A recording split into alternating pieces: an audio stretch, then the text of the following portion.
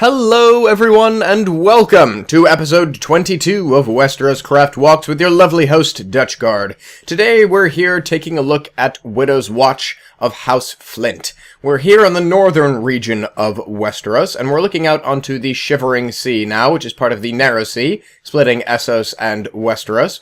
And we're out on a very long finger-like peninsula in the north that stretches out all the way into the Narrow Sea, and on the very tip of that finger is Widow's Watch. On the other side of that finger, past the landmass I'm looking out at now, is the Bight, which is another body of water in the north. And if you look at a map of Westeros, you can actually see that the Bight looks like someone's bitten a chunk off of the north of Westeros, and hence why it's called the Bight.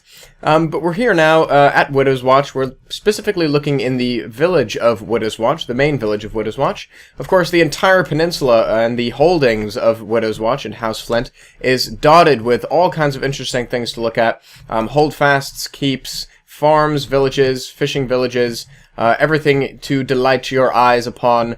Just walk in any old direction, and as long as you aren't swimming in the Narrow Sea, you'll probably find something interesting to look at. Now, this being majorly a fishing village, you've got fishing nets hanging around everywhere and fish hanging out to dry, and you've got a nice little bakery here, Brendan's Fine Bakery. Looks like he's got some baked bread ready to be sold. And here you can already see the telltale signs that we're in a northern village. You've got the sod roofs here. You've got the jungle and spruce planks serving as the sort of eave caps, the roof caps on these houses here. You've also got the northern carving blocks, which you can only find in the north. I think I showed those off in a previous video. And you've got stone foundations and stone chimneys, and the dark thatch here, which you can see here. Well, that's probably hay, but when it's on the roofs, it's the thatch roofs of these houses. And then in the distance there, you can see the castle of Widow's Watch. Now, Widow's Watch isn't really mentioned at all in the books or the TV series, so we didn't really have much to go on. All we know is that they're pretty good friends with the Manderleys of White Harbor, and they're sort of sat along a major trade route between White Harbor and the Wall, or Eastwatch by the Sea, one of the castles along the Wall. And they're also on the same latitude as Braavos in Essos, so they've probably got some pretty good trade going on with them. And so we can assume that they're at least relatively wealthy and a relatively major house of the north. Just to show you off this thing here, this is a little shipyard in Widow's Watch. You can see the skeleton of a ship being built here. I love little details like that, because obviously we have so many ships here on the server that we need somewhere where they're built, obviously.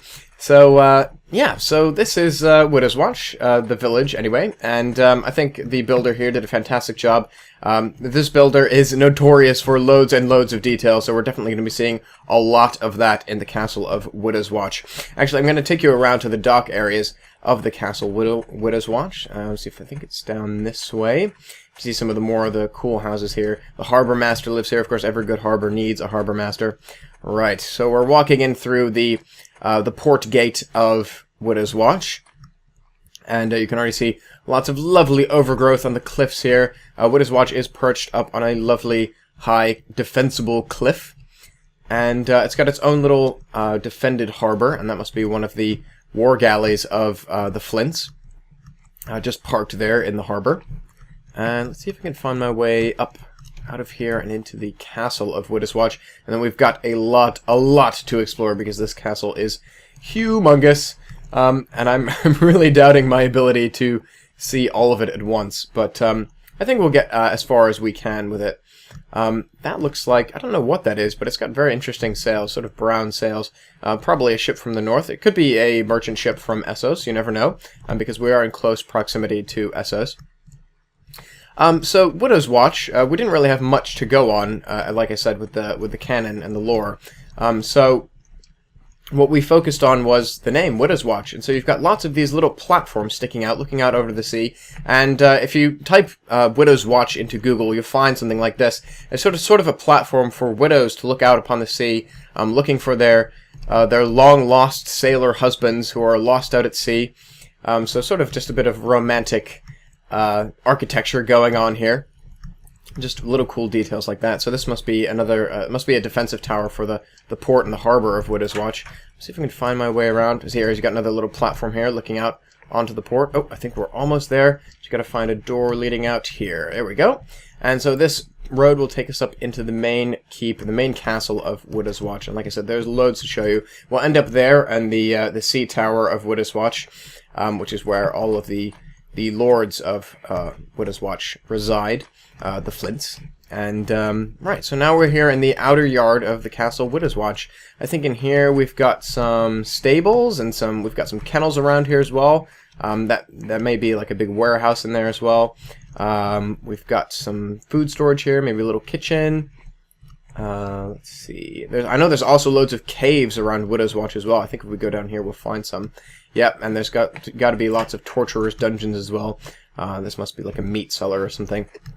Oh god, I'm gonna get lost. I just want to look at all of it. I want to show you guys all of it, but there's way too much to look at. So definitely, when you come in-game, if you have our launcher, just /warp Widow's Watch and come to check it out. And like I said, it's not just the castle, but the whole region is full of detail. Just follow a road in any direction, you'll find cool stuff.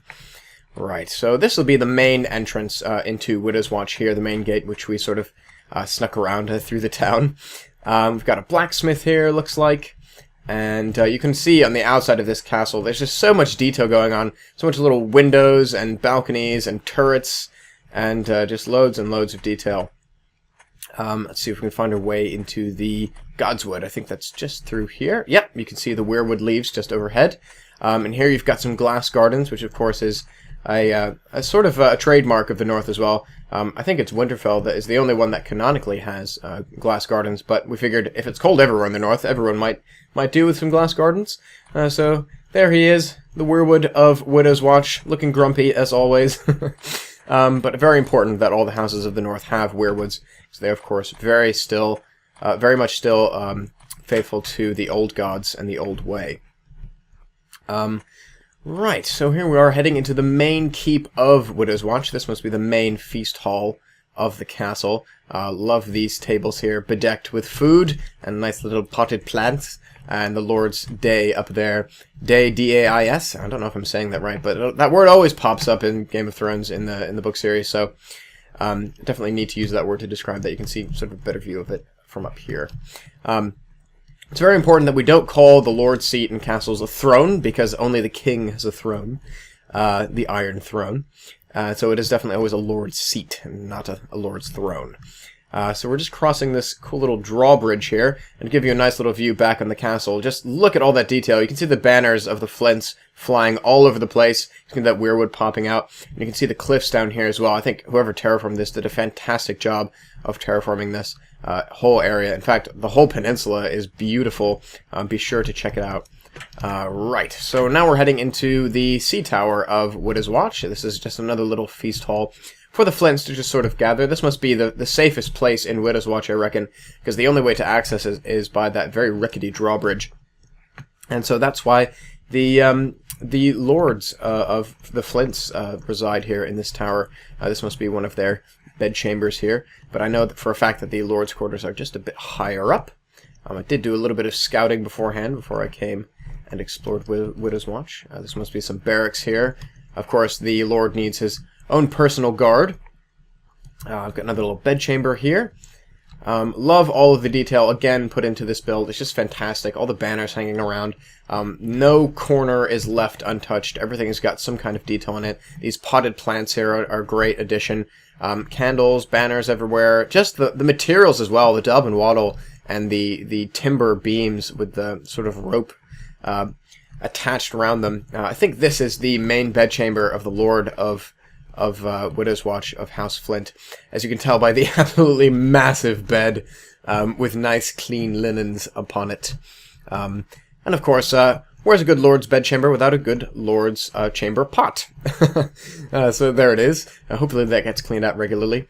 And we've got a nice little balcony here looking out over into the shivering sea. You can just see a ship over there on the right. Alright, let's see if we can go any higher, actually. I think we can. And I think... I'm just cracking up about this.